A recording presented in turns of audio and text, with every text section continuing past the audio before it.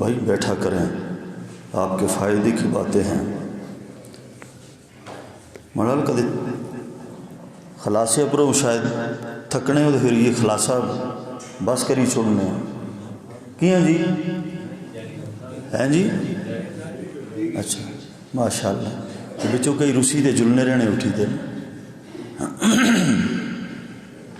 جاری رہنا چاہیے نا انشاءاللہ۔ اللہ تعالیٰ آپ کے جذبات کو قبول فرمائے اور ہم سب کا بیٹھنا اور سننا قبول فرمائے۔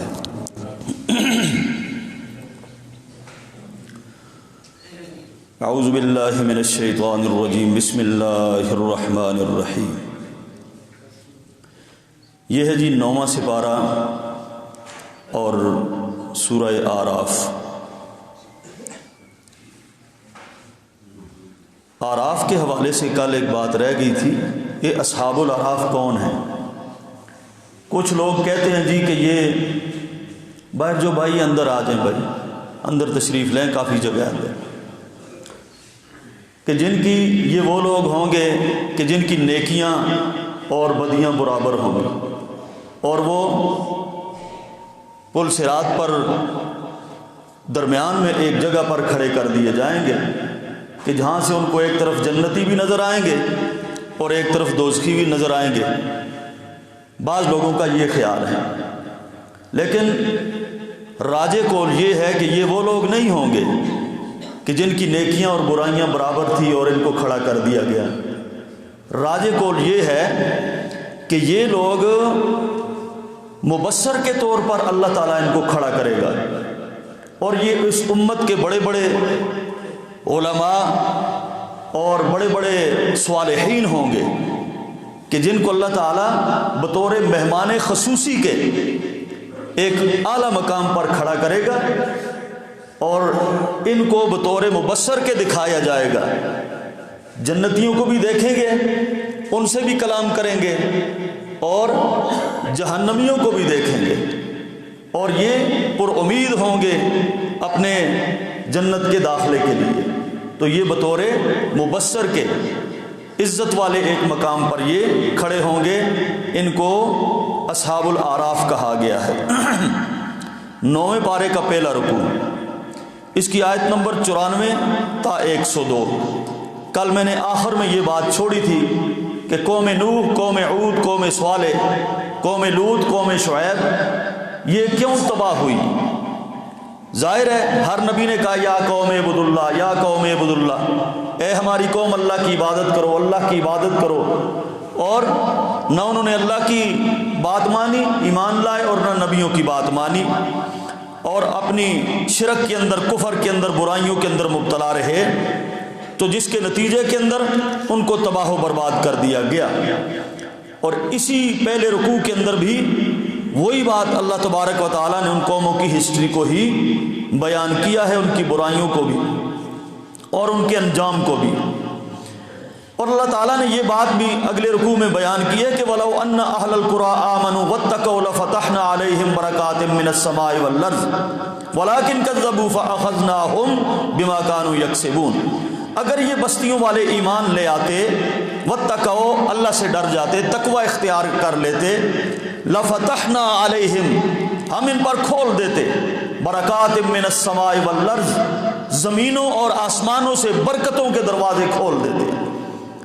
اب یہ برحق بات ہے قرآن مجید کی، یہ سچی اور پکی بات ہے کہ جو لوگ ایمان والے ہیں، جو لوگ ایمان اللہ اور رسولوں پر لے آئے، اللہ ہم سب کو ان مومنوں میں شامل فرما دے، تو جو لوگ ایمان لانے کے بعد تقوی اختیار کرتے ہیں، پرہیزگاری، تقوی، اللہ کا ڈر پیدا کر کے اپنی زندگی بسر کرتے ہیں، تو ان لوگوں کے لیے یہ اللہ کا وعدہ ہے کہ ہم ان پر آسمانوں سے بھی برکتوں کے دروازے کھول دیتے ہیں اور زمینوں سے بھی برکتوں کے دروازے کھول دیتے ہیں۔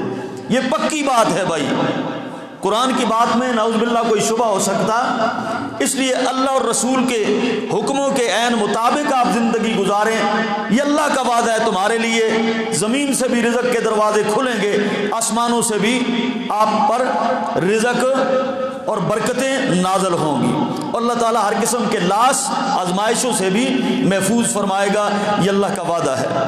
اللہ کہتے ہیں کہ انہوں نے ایسا نہیں کیا، تو پھر اولم یہد للذین یرثون الارض من بعد اہلها ان لو نشاء اصبناہم بذنوبہم ونطبع علی قلوبہم فہم لا یسمعون، کہ دیکھیں اب آپ لوگ جو ہے نا ان کے وارث آپ ہیں، جتنی پہلے قومیں تباہ ہوئی یا برباد ہوئی یا آباد ہوئی، تو اب ان کے وارث زمین کے اوپر آپ ہیں۔ ایسا نہ ہو کہ تمہارے دلوں کے اوپر بھی مہر لگا دی جائے۔ اللہ کہتے ہیں آپ متقی بن کے، ایمان والے بن کے، اللہ رسول کے تابعدار بن کے زندگی بسر کرنا۔ اگر آپ نے بھی اسی طرح کیا، اللہ کے حکم کی کوئی پرواہ نہیں، نبی کے احکامات کی کوئی پرواہ نہیں، قرآن کی سنت کی کوئی پرواہ آپ نے نہ کی، نطبع علی قلوبہم، ہم تمہارے دلوں پر بھی مہر لگا دیں گے، ایسا نہیں کرنا۔ لہذا ان لوگوں کے جانشین ہونے سے بچنا کہ جنہوں نے شرک کیا اور کفر کیا اور ہماری نافرمانی کی اور تباہ و برباد ہو گئے۔ اور اس کے بعد آیت نمبر 103 سے لے کر 136 تک پھر سرگزشت موسیٰ علیہ السلام اور فرعون، ان کی پھر ہسٹری کو اللہ تعالیٰ نے بیان کیا ہے اور اس کا نتیجہ بھی بیان کر دیا ہے کہ فرعون نے موسیٰ علیہ السلام سے مقابلہ کیا تو نتیجہ کیا نکلا کہ فرعون نافرمان اور سرکش ہوا اور وہ غرق آب ہو گیا۔ اس کو اللہ نے برباد کر دیا سمیت اس کے ساز و سامان کے، سمیت اس کی فوجوں کے، اور موسیٰ علیہ السلام کو فتح مل گئی اور وہ غالب آ گئے۔ یہی تذکرہ سورہ بقرہ میں بھی آپ سن چکے ہیں۔ اور پھر اسی طرح آیت نمبر 137 تا 171 وہی اللہ تعالیٰ نے موسیٰ علیہ السلام ان کی جو قوم تھی بنی اسرائیل، ان پر جو انعامات نوازشات کے تذکرے کیے ہیں کہ دیکھو ہم نے کس طرح تمہیں فرعونیوں سے نجات دی اور پھر کون کون سی نعمتیں ہم نے تمہیں عطا کی، اور جو احکامات میں سے ایک حکم ہم نے تمہیں دیا تھا کہ وَاسْأَلْهُمْ عَنِ الْقَرْيَةِ الَّتِي كَانَتْ حَاضِرَةَ الْبَحْرِ إِذْ يَعْدُونَ فِي السَّبْتِ إِذْ تَأْتِيهِمْ حِيتَانُهُمْ يَوْمَ سَبْتِهِمْ شُرًّا وَيَوْمَ لَا يَسْبِتُونَ لَا تَأْتِيهِمْ، کہ ہفتے والے دن کی تم نے تعظیم کرنی ہے، تم نے نہیں کی۔ ہفتے والے دن شکار کیا تم نے مچھلیوں کا، اللہ نے منع کیا تھا۔ اس پر 3 گروہ بن گئے، قرآن کہتا ہے اس پر 3 گروہ بن گئے۔ پہلا گروہ شکار کرنے والے شکاری، اور دوسرا گروہ وہ کہ وہ جو دیکھ کر خاموش رہتے تھے، لگے رہن دیو نے جی، پے کرو جی، ہیں سڑا کیا تعلق ہے جی، آستے نہ کرنے نا، ہیں یہ خود بھگتیں گے، یہ خاموش رہنے والے۔ وَإِذْ قَالَتْ أُمَّةٌ مِّنْهُمْ لِمَ تَعِظُونَ قَوْمًا اللَّهُ مُهْلِكُهُمْ أَوْ مُعَذِّبُهُمْ عَذَابًا شَدِيدًا، اللہ آپ ان کو عذاب دے گا، ہمیں کیا ضرورت ہے ان سے ٹکر لینے کی، بحثیں کرنے کی، ان کا ہاتھ پکڑنے کی، روکنے کی، کرنے دو، خود ہی بھگتیں گے۔ یہ تھا دوسرا گروہ۔ اور تیسرا گروہ وہ تھا ان کو منع کرنے والے کہ بھائی ایسا نہیں ہے، ہم معذرۃ الی ربکم ولعلہم یتقون، ہم اپنے رب کے سامنے اپنی طرف سے معذرت تو کوئی عذر تو پیش کر سکیں گے نا، ہمیں ان کو منع کرنا چاہیے، روکنا چاہیے۔ تو پھر نتیجہ کیا نکلا میرے بھائیوں؟ 2 گروہ مارے گئے، 2 گروہ پکڑے گئے۔ اللہ کہتے ہیں شکار کرنے والے بھی، وہ بھی اللہ کے عذاب کی لپیٹ میں آ گئے، اور جو کہتے تھے ہیں اپنا مذہب چھوڑو نا، ہیں جی، اور دوسرے کو چھیڑو نا، یہ لوگ پکڑے گئے۔ یہ سلوگن جو ہے نا یہ شیطان کا ہے، یہ منافقانہ سلوگن ہے کہ اپنا چھوڑو نا، دوسرے کو چھیڑو نا۔ بھائی کیوں؟ سارے ٹھیک تو نہیں ہو سکتے، ٹھیک تو ایک ہی ہوگا، حق ایک ہی ہوتا ہے، حق 2 نہیں ہوتے، حق ایک ہوتا ہے، 2 نہیں ہوتے۔ یہ کیا ہوا کہ نماز پڑھنے والا بھی ٹھیک ہے، نہ پڑھنے والا بھی ٹھیک ہے، چور بھی ٹھیک ہے، نہ چور بھی ٹھیک ہے، سچا بھی ٹھیک ہے، جھوٹا بھی ٹھیک ہے۔ اور بھائی 2 نہیں ہوتے، حق ایک ہی ہوتا ہے۔ یا نماز پڑھنے والا ٹھیک ہوگا یا نہ پڑھنے والا، یا چور ٹھیک ہوگا یا نہ کرنے والا وہ ٹھیک ہوگا، سارے ٹھیک نہیں ہوتے۔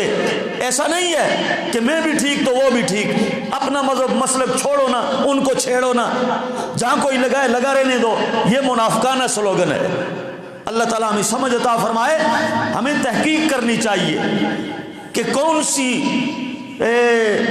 طریقہ کون سا ٹھیک ہے، مسلک کون سا ٹھیک ہے، کون سی نماز ٹھیک ہے، کون سا طریقہ ٹھیک ہے. ہمیں تحقیق کرنی چاہیے.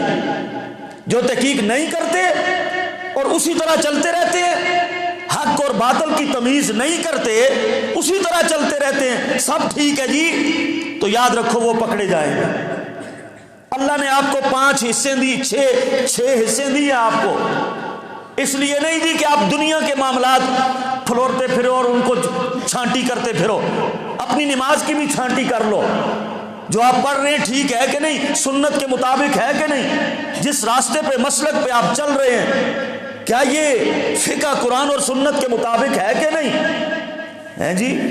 ریڑی تو ایک کھکھڑی کے نیو ہے نا، کھکھڑی کے دیو نا روزے نا آج کل یا دوانا کھکھڑی ایک آپ نے لینی ہو تو پھر کیا کر دے ہو، ساری چوری ریڑیوں پھر کے سونگ سونگ کے ساریاں کھکھڑیوں سونگ دے ہو ہیں جی. سونگتے ہیں کہ نہیں؟ اور بھائی اپنی نماز کو بھی سونگ لیا کرو کہ یہ مٹھی ہے کہ نہیں، قابل قبول ہے کہ نہیں، اس کو بھی دیکھ لو ہے جی.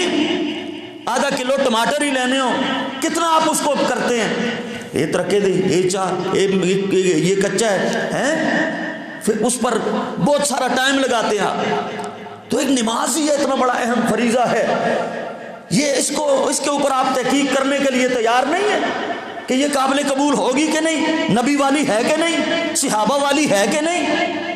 اس لیے چھوڑو نہ اور چھیڑو نہ، یہ فلسفہ یہ ایک مومن کا اور مسلمان کا نہیں ہونا چاہیے اور نہ ہے.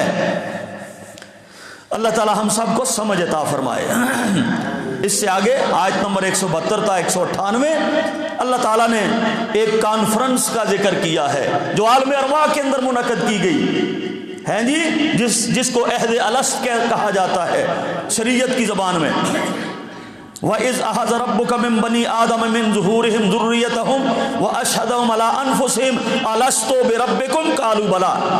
اللہ نے آدم علیہ السلام کی پیٹھ پہ ہاتھ پھیرا، ساری روحوں کو نکال دیا، ساری بنی آدم کی روحیں وہاں پر اللہ نے پیدا کی اور ان سے پوچھا الستو بربکم، کیا میں تمہارا رب نہیں ہوں؟ سب نے یک زبان جواب دیا قالوا بلا، اے اللہ کیوں نہیں، تو ہمارا رب ہے، شہدنا ہم گواہی دیتے ہیں. تو اللہ نے کہا ایسا نہ ہو کہ کل آپ لوگ انکار کرتے پھرو ہیں جی، انا کنا عن ھذا غافلین او تقولوا انما اشرک آباؤنا من قبل. ایسا نہ کہنا کہ ہمارے باپ دادے شرک کرتے تھے اور اس لیے ہم نے بھی شرک کیا. باپ دادے کی رسموں پر نہ چلا کریں. جب قرآن کی بات مل جائے، حدیث مل جائے تو ساری باتوں کو چھوڑ کر قرآن اور حدیث کو فالو کریں آپ.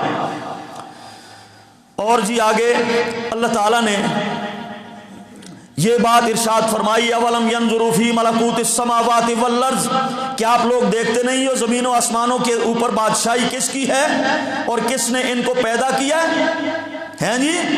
پھر چاہیے کہ اسی پر ایمان لاؤ. فبأي حدیث بعدہ یؤمنون، زمینوں کو آسمانوں کو پیدا کرنے والا وہ، تمہیں یہاں پر لا کے بٹھانے والا، بسانے والا، کھلانے پلانے والا ہیں جی، سب کچھ دینے والا وہ، تو پھر فبأي حدیث بعدہ یؤمنون، اس حدیث کے بعد آپ کس پر ایمان لاؤ گے؟ اس کے بعد کوئی کتاب نہیں آئے گی، اس کے بعد کوئی شریعت نہیں آئے گی. فبأي حدیث بعدہ یؤمنون، اس کے بعد آپ لوگ کس پہ ایمان لاؤ گے؟ اس کو پڑھو، یہ تمہاری ہدایت کے لیے، رہنمائی کے لیے اللہ نے یہی ضابطہ اتارا ہے بس. اور پھر انہوں نے سوال کیا یسألونک عن الساعہ، اہل مکہ پوچھتے ہیں کہ یہ قیامت کب آئے گی ہے جی. تو آپ صلی اللہ علیہ وسلم اے نبی آپ کہہ دو انما علمها عند ربی لا یجلیھا لوقتها الا هو ثقلت فی السماوات والارض. اے نبی آپ کہہ دیجئے اس قیامت کا علم میرے رب کے سوا کوئی نہیں جانتا ہے، اور اس کا علم اللہ تعالیٰ نے اپنے پاس رکھا ہے. انما علمها عند اللہ، اس کا علم اللہ نے اپنے پاس رکھا ہے. اور اے نبی آپ اس بات کا بھی اعلان کرو قل لا املک لنفسی نفعا ولا ضرا الا ما شاء اللہ. کچھ لوگ آ کر کہنے لگے اے محمد صلی اللہ علیہ وسلم آپ تو اپنے لیے کچھ اللہ سے ریلیف مانگ لیا کرو اپنے رب سے کہ آپ کو بھوک نہ لگے، آپ کے پاس پیسہ بھی ہو، آپ کے پاس یہ چیزیں بھی ہوں، خزانے بھی ہوں، اور جناب قحط سالی آئے تو آپ کے پاس رزق پہلے سے موجود ہو، کوئی منصوبہ بندی آپ اپنے لیے تو کر لیا کریں۔ تو اللہ نے کہا ہے میرے نبی آپ کہہ دو لا املک لنفسی نفعا ولا ضرا، میں اپنی جان کا میں مالک نہیں ہوں، میں اپنے آپ کو بھی نفع اور نقصان دینے کا اختیار نہیں رکھتا، میں اپنے آپ کو بھی نفع نقصان نہیں پہنچا سکتا ہوں، الا ماشاء اللہ، مگر جو اللہ چاہے۔ اور فرمایا وَلَوْ كُنْتُ أَعْلَمُ الْغَيْبِ، اگر میں غیب جانتا ہوتا لَاسْتَكْثَرْتُ مِنَ الْخَيْرِ، میں بہت ساری بلائیاں اپنے لیے جمع کر لیتا، وَمَا مَسَّنِيَ السُّوءُ، اور مجھے کوئی تکلیف بھی نہ پہنچتی، لیکن مسئلہ یہ ہے کہ میں غیب نہیں جانتا، میں تو بس ان انا الا نذیر و بشیر، میں تو ڈرانے والا ہوں اور خوشخبریاں دینے والا ہوں، میرے پاس غیب کے خزانے نہیں، اور نہ ہی میں نفع اور نقصان پہنچا سکتا ہوں، نہ اپنی جان کو اور نہ اور کسی اور کو۔ اور اس کے بعد پھر اللہ تعالیٰ نے یہ بات ارشاد فرمائی ہے کہ دیکھو وہی اللہ ہے جس نے تمہیں ایک جان سے پیدا کیا اور پھر تمہیں یہاں پر بسایا، اور پھر تم لگے دعا کرنے کہ اے اللہ ہمیں اولاد دے۔ جب اللہ تمہیں اولاد دیتا ہے فلما آتاہما صالحا جعل لہ شرکاء، بیٹا تمہیں اللہ دیتا ہے، اولاد تمہیں اللہ دیتا ہے، اس کے اندر پھر تم شریک بنانا شروع کر دیتے ہو۔ دینے والا اللہ ہے تو اس کے اندر تم پھر شریک بناتے ہو۔ شریک کس طرح بناتے ہیں؟ اے فلانی زیارتی تو فیض ملے ہے جی، اے فلانی جائی میں منت منی ایسی، فلانی زیارتی تھے فلانے بابے کے پاس، فلانے مزار پر، فلانے دربار پر میں نے یہ منت مانی تھی، مجھے یہ بیٹا ملا تھا، یہاں سے مجھے یہ ملا تھا، وہاں سے مجھے شفا ملی تھی۔ کسی جگہ کوئی پانی نکل آتا ہے، لوگ سارے ادھر بھاگتے ہیں جی اس میں بڑی شفا ہے جی، کوئی بابا مشہور ہو جاتا ہے، یہ جی بڑا دم اس کا چلتا ہے جی، سارے لوگ بھیڑ بکریوں کی طرح ادھر دوڑتے ہیں، بھاگتے چلے جاتے ہیں۔ دیتا اللہ ہے مکان، اس پر کٹوٹی لٹکا دیتے ہیں، اس کو نظر بد سے بچائے گی۔ گاڑی اللہ دیتا ہے، اس کے آگے یا پیچھے چھتر لٹکا دیتے ہیں کہ یہ اس کو بچائے گا۔ بھائی نعمتیں تمہیں اللہ دیتا ہے، اولاد اللہ نے دی ہے، مکان اللہ نے دیا ہے، گاڑی اللہ نے دی ہے، جعل لہ شرکاء، اس کے ساتھ شریک بنانے بیٹھ جاتے ہو۔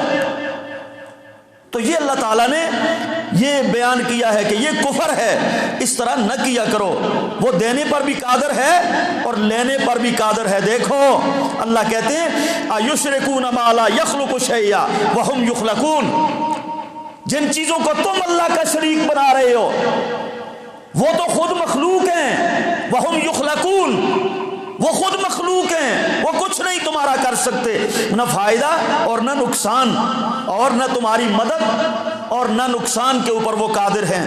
ان الذین تدعون من دون اللہ عباد امثالکم، جن کی تم پوجا کر رہے ہو، عبادت کر رہے ہو، قبروں مزاروں پہ سجدے کر رہے ہو، نظریں نیازیں دے رہے ہو، آج زندوں کے آگے بھی سجدے شروع ہو گئے ہیں۔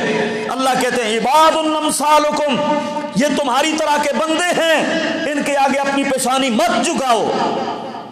یہ جو قبروں میں سوئے پڑے ہیں یہ تمہاری طرح کے بندے ہیں، عباد امثالکم، تم جیسے لوگ ہیں یہ، اور ان کو تو خود پتہ نہیں کہ ان کو کب زندہ کر کے اٹھایا جائے گا۔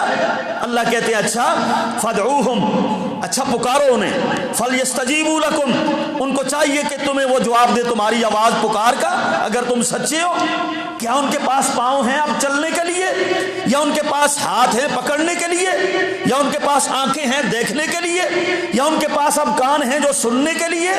قل ادعوا شرکاءکم ثم کیدونی فلا تنظرون، ایسا کرو ان ساری کرنی بھرنی والوں کو جمع کر لو جن کو تم نے معبود بنا رکھا ہے، سارے قبروں مزاروں والوں کو اکٹھے کر لو، سارے بتوں پیروں فقیروں کو جمع کر لو، اور جن کو تم بڑا سمجھتے ہو تو ثم کیدونی فلا تنظرون، میرے خلاف ایک منصوبہ بندی کرو، اور پھر میں خدا تو اکیلا ہوں، وہ بہت سارے ہیں، مجھ کو مہلت نہ دو۔ اللہ نے چیلنج کیا ہے، اگر کچھ کر سکتے ہو تو مجھے پھر اتار دو بادشاہی سے۔ کتنا بڑا لوگ ظلم کرتے ہیں، دیا رب نے، پیدا کیا رب نے، کتنا عظیم الشان کلام رب نے اتارا، اور پھر بھی لوگوں کو سمجھ نہیں آتی۔ کھاتے اس کا ہے، پیتے اس کا ہے، زمین اس کی، آسمان اس کا، صحت اور سب کچھ، مال سب کچھ اس کا دیا ہوا، تو پھر بھی اللہ کے ساتھ شرک کرتے ہیں۔ اللہ کہتے ہیں پھر والذین تدعون من دونہ لا یستطیعون نصرکم ولا انفسهم ینصرون، وہ تمہاری مدد نہیں کر سکتے کچھ بھی۔ اور یہ اللہ تعالیٰ کا کھلا چیلنج ہے کہ اگر کچھ کر سکتے ہیں تو پھر مجھے مہلت نہ دو۔ اس سورہ اعراف کے آخر کے اندر آخری رکوع میں یہ جو آیت کریمہ ہے وَإِذَا قُرِئَ الْقُرْآنُ فَاسْتَمِعُوا لَهُ وَأَنصِتُوا لَعَلَّكُمْ تُرْحَمُونَ، جب قرآن پڑھا جائے چپ کر کے سنو اور خاموش رہو، لعلکم ترحمون، تاکہ تم پر رحم کیا جائے۔ بڑی قابل توجہ بات ہے بھائیو، اس آیت کو ترجمہ دیکھیں، اور جب قرآن پڑھا جائے اس کو غور سے سنو اور چپ رہو تاکہ تم پر رحم کیا جائے۔ ہمارے بھائیوں نے اس کو اٹھا کر سورہ فاتحہ پہ لگا دیا ہے کہ امام کے پیچھے سورہ فاتحہ نہیں پڑھنی چاہیے، کیونکہ رب کہتا ہے جب قرآن پڑھا جائے چپ کر کے سنو، اس لیے فاتحہ نہیں پڑھنی چاہیے۔ تو یہ بات صحیح نہیں ہے بھائی۔ یہ آیت کریمہ نوٹ کر لیں، سورہ حامیم سجدہ کے اندر ایک آیت ہے، اس کے جواب کے اندر یہ اتاری گئی تھی جب کافر قریش مکہ کہا کرتے تھے وَقَالُوا لَا تَسْمَعُوا، ان کافروں نے کہا نہ سنو لہذا القرآن، اس قرآن کو، وَالْغَوْا فِيهِ، تم شور و غل کیا کرو، لَعَلَّكُمْ تَغْلِبُونَ، تاکہ تم محمد پہ غالب آ جاؤ۔ جب انہوں نے یہ بات کی، اس کے جواب میں اللہ نے کہا جب قرآن پڑھا جائے شور و غل نہ کرو، چپ کر کے سنو تاکہ تم پر رحم کیا جائے۔ اس آیت کا فاتحہ کے ساتھ کوئی تعلق نہیں ہے۔ امام کے پیچھے فاتحہ پڑھنا فرض ہے، اس کے بغیر نماز نہیں ہوتی بھائیوں۔ اور اسی آیت کے ساتھ جڑی ہوئی دوسری آیت کے اندر اللہ نے قرآن، یہ فاتحہ قرآن پڑھنے کا حکم دیا ہے، وہ بھی سن لو۔ وَاذْكُرْ رَبَّكَ فِي نَفْسِكَ، اپنے رب کا ذکر کر اپنے دل کے اندر۔ ہم بھی یہی کہتے ہیں دل کے اندر پڑھو، اپنے منہ میں خاموشی سے آپ پڑھو، فی نفسک، دل کے اندر، تضرعا، عاجزی سے، وخیفتاً، ڈرتے ہوئے، دون الجہر من القول، کم آواز کے ساتھ، بالغدو والآصال، صبح اور شام کی نمازوں میں آپ پڑھو اس کو۔ اللہ کہتا ہے پڑھو، ولا تکن من الغافلین، غافل ہو کے پیچھے کھڑے نہ ہوا کرو، غافل نہ بنا کرو۔ اس لیے میرے بھائیوں اس طرف بھی توجہ دینی چاہیے کہ نماز کوئی بھی ہو، امام کے پیچھے ہوں، اکیلے ہوں، فرض ہو، سنت ہو، نفل ہو، واجب ہو، جنازہ ہو، عیدین ہو، بغیر فاتحہ کے نماز نہیں ہوتی، یہ پڑھنی چاہیے، پڑھنی فرض ہے۔ اگلی صورت ہے بھائی سورہ انفال۔ انفال نفل کی جمع ہے، اس کا معنی یہ چھوڑا ہوا مال، مال غنیمت جو میدان جنگ کے اندر کافر چھوڑ کے بھاگ جاتے ہیں۔ اور اس کے پہلے رکوع کے اندر اللہ پاک نے مومنوں کی ان صفات کا ذکر کیا، انما المؤمنون الذین اذا ذکر اللہ وجلت قلوبهم واذا تلیت علیہم آیاتہ زادتہم ایمانا وعلی ربہم یتوکلون۔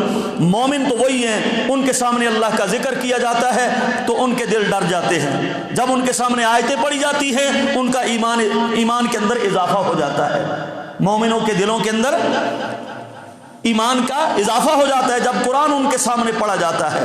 اللہ ہم سب کو ان مومنوں میں شامل فرمائے۔ اور فرمایا اپنے رب پہ توکل کرتے ہیں، نمازوں کو قائم کرتے ہیں، زکوٰۃ ادا کرتے ہیں، اولئک ھم المؤمنون حقا، یہی پکے اور سچے مومن ہیں۔ لہم درجات عند ربہم، ان کے لیے ہی درجے ہیں رب کے نزدیک، ومغفرہ، مغفرت بھی ان کے لیے ہے، رزق کریم، بڑی عزت والا رزق بھی اللہ ان کو عطا فرمائے گا۔ اللہ ہم سب کو ان میں شامل فرمائے۔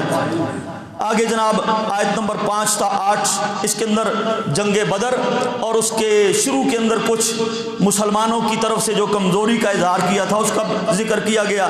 پھر اللہ تعالیٰ کی مدد کا ذکر کیا گیا ہے، جو اللہ نے میدان بدر میں 1000 فرشتوں کے ساتھ ان کی مدد فرمائی۔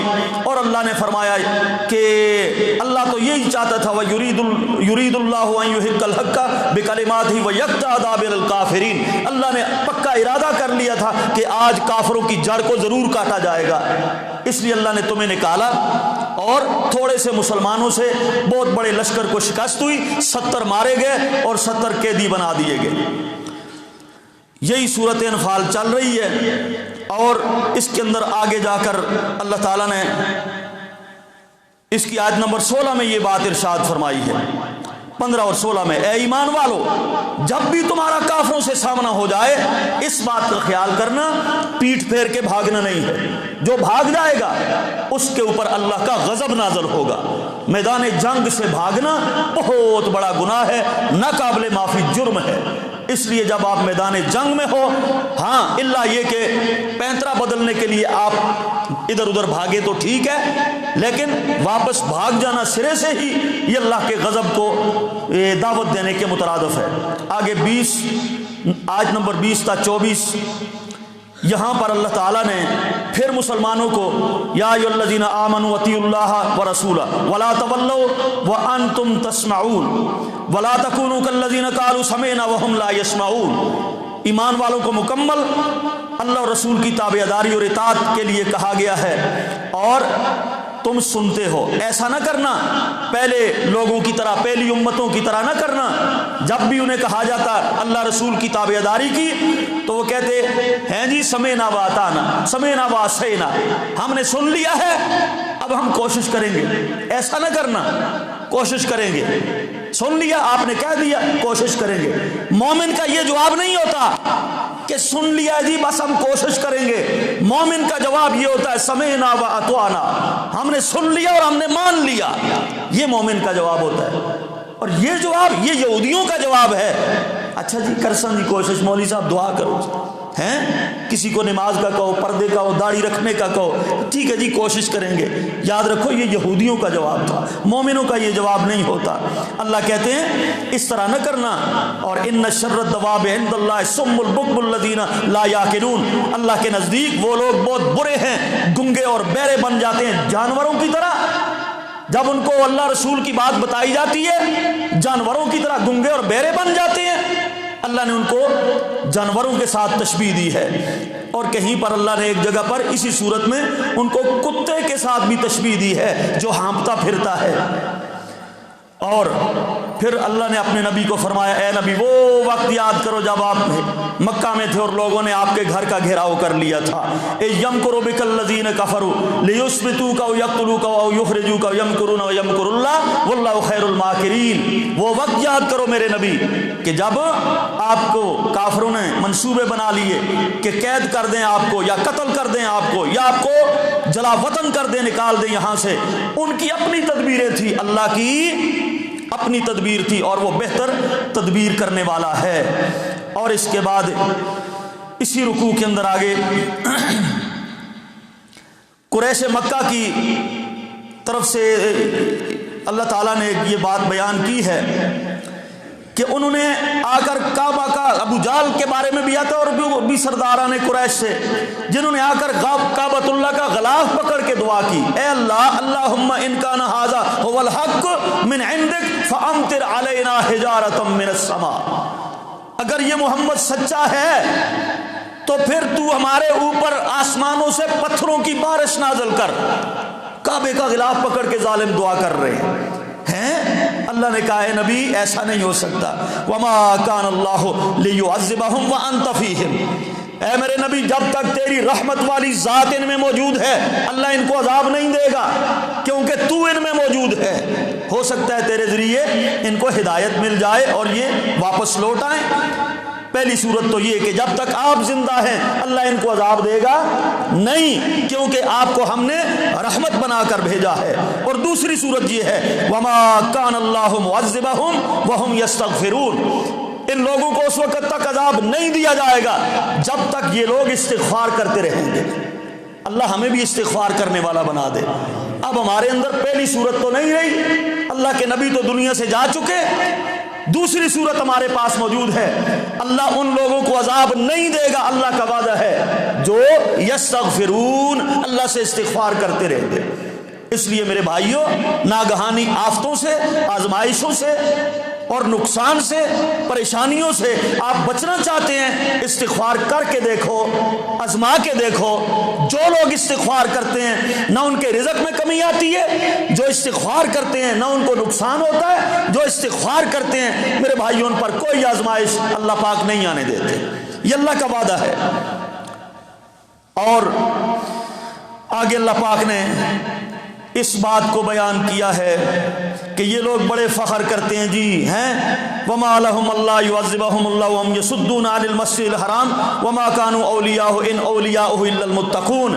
وہ اس ظن میں مبتلا ہیں کہ اللہ انہیں عذاب نہیں دے گا ہیں کیونکہ وہ مسجد حرام کے متولی ہیں، ٹھیکیدار ہیں، لیکن اللہ نے فرمایا نہیں، ان اولیاؤه الا المتقون، میری مسجد حرم بیت اللہ کے متولی، نگہبان، محتمم صرف وہی لوگ ہو سکتے ہیں جو متقی اور پرہیزگار ہوں، مشرک نہ ہوں۔ آپ تو مشرک ہو۔ اللہ نے پھر ان سے یہ متولی طوالت چھین لی اور متقی لوگوں کے حوالے کی، اور اس کے ساتھ ہی یہ بات ارشاد فرمائی کہ ان الذین کفروا ينفقون اموالهم ليصدوا عن سبیل اللہ فسينفقونها ثم تكون عليهم حسرة۔ ان کافروں کو دیکھو، یہ اپنا مال اربوں ڈالر خرچ کرتے ہیں، کیوں؟ لِيَصُدُّوا عَن سَبِيلِ اللَّهِ، تاکہ لوگوں کو اللہ کے راستے سے روکیں۔ وہ کتنا وہ مال خرچ کر رہے ہیں آج بھی، تاکہ لوگوں کو اللہ کے راہ سے روکیں، تاکہ وہ جہاد کو روکیں، مجاہدین کو روکیں۔ اربوں ڈالر خرچ ہو رہے ہیں، لوگوں کو مسجدوں سے روکیں، کرونا پھیلایا گیا ہے، مکہ مدینہ سے لوگوں کو روکیں، یہ وبائیں پھیلائی گئی ہیں، کتنا پیسہ یہ خرچ کرتے ہیں تاکہ لوگوں کو اللہ سے روکیں، اللہ کے دین سے روکیں، اللہ کی عبادت سے روکیں۔ قرآن نے یہ 1500 سال پہلے بیان کر دی ہے۔ دیکھیں آج بھی یہی کچھ ہو رہا ہے۔ یہ سب کچھ کیوں ہو رہا ہے؟ یہ فلمیں، یہ ڈرامے پھیلائے جا رہے ہیں، یہ بے حیائی موبائلوں کے اندر، اتنی بے حیائی تاکہ لوگوں کو دین سے روکیں۔ اللہ نے پہلے بیان کر دیا ہے کہ یہ لوگ اتنا خرچ کر رہے ہیں، اتنا خرچ کر رہے ہیں کہ لوگوں کو دین سے، مسجد سے، عبادت سے، تلاوت سے لوگوں کو روکیں، لیکن ایمان والو ان کے اندر، ان کے جھانسے میں نہ آنا، آپ اپنے رب کی عبادت کو جاری رکھیں، اس کے اوپر ان کو بڑی حسرت ہوگی یوم قیامت۔ اور فرمایا یہ اتنا فتنہ پھیلا رہے ہیں دنیا میں، وَقَاتِلُوهُمْ حَتَّى لَا تَكُونَ فِتْنَةٌ وَيَكُونَ الدِّينُ كُلُّهُ لِلَّهِ۔ ان سے قتال، جنگ و جدل جاری رکھو، جاری رکھو، ان سے لڑائی، جہاد، جنگ جاری رکھو جب تک کہ ان کا فتنہ ختم نہ ہو جائے اور ساری زمین پر دین غالب نہ ہو جائے۔ فَإِنِ انْتَهَوْا، اگر یہ باز آ جائیں تو فَإِنَّ اللَّهَ بِمَا يَعْمَلُونَ بَصِيرٌ، اللہ تعالیٰ عمل دیکھنے والا ہے۔ یہ تھا جی 9واں سپارہ، انتہائی اختصار کے ساتھ جو ہم نے آپ کے سامنے اس کا خلاصہ بیان کیا۔ اللہ تعالیٰ ہمیں سمجھنے کی، عمل کی توفیق عطا فرمائے۔ وما علیہ الا البلاغ المبین۔